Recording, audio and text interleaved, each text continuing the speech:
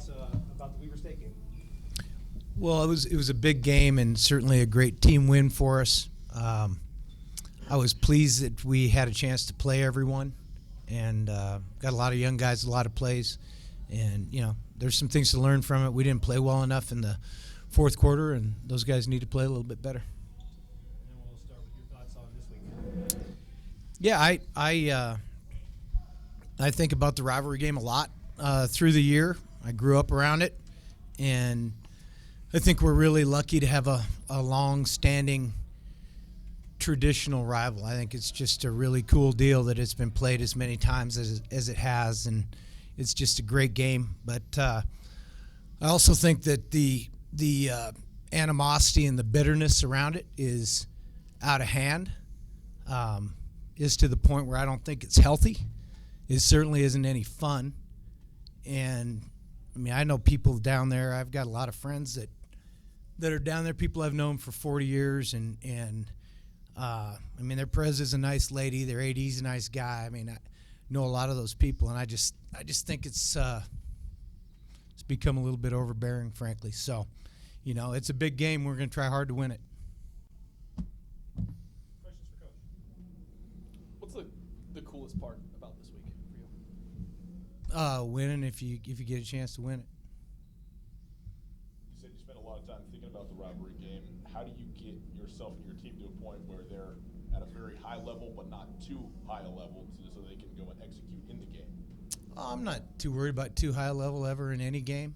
I think that usually takes care of itself after about a play or two for each guy. So, I mean, our guys are aware of who we're playing this week. So,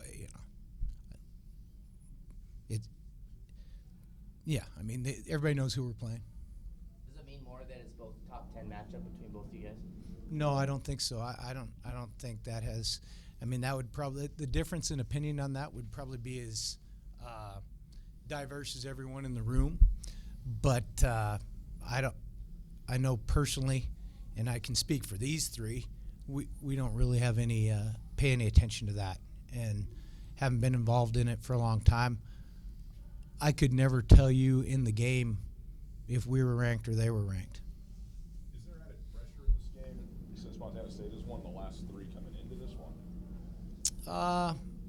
That's not something I've really thought about. When you throw the film on, let's start with them offensively. What first pops out to you? I've watched mostly the kicking game so far. I mean, I've spent the last probably 24 hours on the kicking game. So they're doing a good job there. I mean, they've got good specialists. They play hard. Montana State leads the league in rushing. I think you guys lead the league in rush defense. So what do you think of just that matchup? Well, we were kind of in a game like that last week where there's some similarities.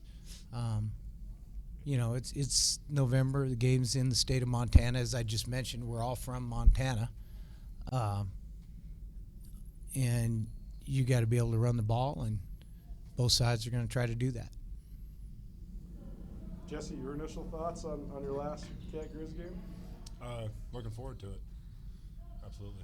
What's it been like playing in this rivalry, and what do you think of this specific matchup you guys have ahead of you on Saturday?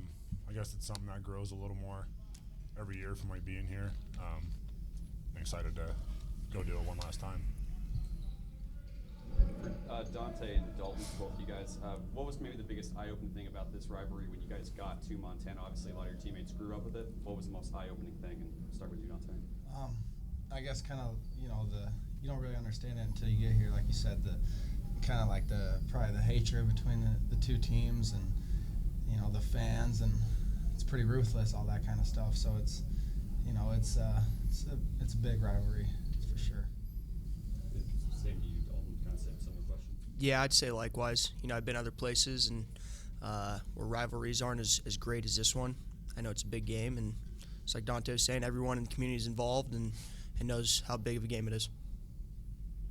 Dante, Montana State's ability to run the ball, they've shown that the last couple of years against you guys. They've shown it this year. So what's the key to that matchup for the defensive side? Controlling it up front, and just like every week, the formula is to stop the run, and that's what we got to do.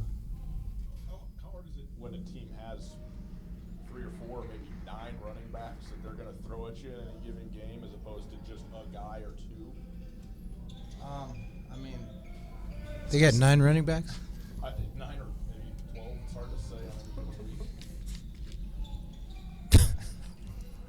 I don't know. Tackle the guy at the ball, right? Yeah, I mean, maybe a little higher, like 6, but a lot. just read a key and go get the ball. That's what football is. So that's what it comes down to. That's right. Tackle. Coach, do you have a favorite memory from the rivalry game?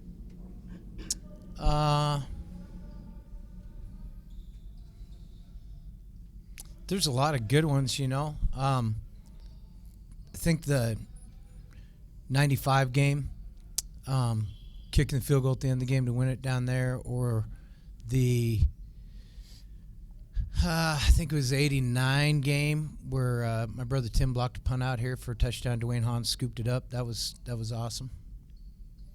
Rob, you guys have faced a couple of the best I think the defensive 6 block punts in 86 were pretty fun too.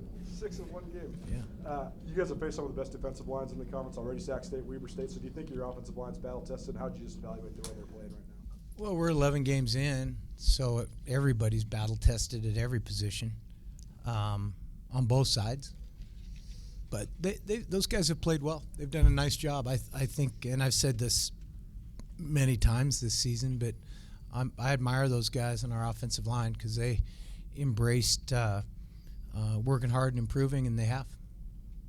When they've used a lot of different guys that are under, like taking snaps in a, all chips on the table type game, do you have to prepare for, who knows, they might use, Troy Anderson more than normal, or, how do you go into a game like that?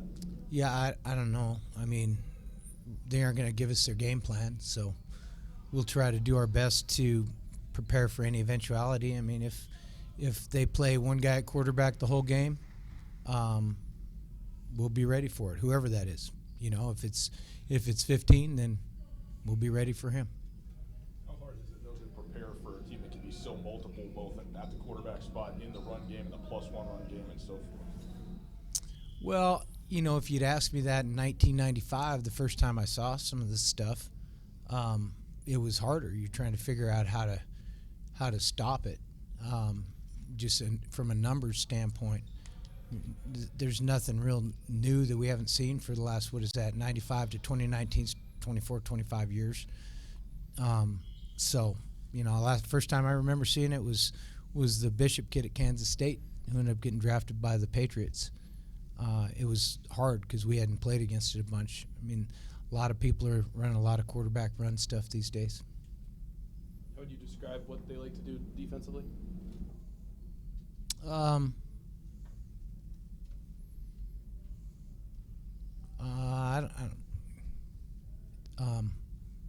They'll pressure you a little bit. They'll man you some. Mix at fronts. Like to bring the corner some. That's it. Dalton, what do you remember about Montana State's defensive scheme from a year ago, and what do you think of just the way you guys are operating on offense right now? Just like Coach said, they do multiple different things. As far as our offense, I think we're doing a good job of executing. I think we need to do a better job of helping our defense and having more sustaining drives, keep them off the field as much. When there's so much on the line in a game like this, are you, as a player, able to enjoy this week, like in all the prep and the focus for it? And is it enjoyable for you guys? Yeah, absolutely. Anytime I'm doing anything football related, I'm having fun. I know everyone here has passion and heart for this game, and wouldn't be here if it weren't that case. So I know everyone loves the position we're in. Dalton, with Samari over 1,000 yards, Big Sky Offensive Player of the Week, where have you seen him make the biggest strides this season? I'd definitely say just in the off season, his work ethic and approaching the game. Not to say he wasn't doing that, but he really took that next step. And the thing that I think he does the best this year is making people miss. I mean, every time you see him catch the ball, he's making 1 or 2 defenders miss every time he gets the ball in his hands. I think he's doing a terrific job of extending plays and yards after catch. Coach, do you like the Brawl of the Wild nickname? Doesn't matter whether I like it or not. It's not a term I use. If Monty and Champ are in a mascot fight, who you got? You know, I'm not sure. I've never been able to figure out why they call their mascot Champ, though. Anybody else? Second year, RTD, Return to Dominance, has kind of been your guys' mantra. What would it mean to be able to host a playoff game in your second year, and with it, maybe signify? Well, unless I miss my guess, I just have a. We'll be hosting a playoff game. So what's that going to mean to be able to? Well, we're kind of getting ahead of ourselves there a little bit. We got a big game this weekend.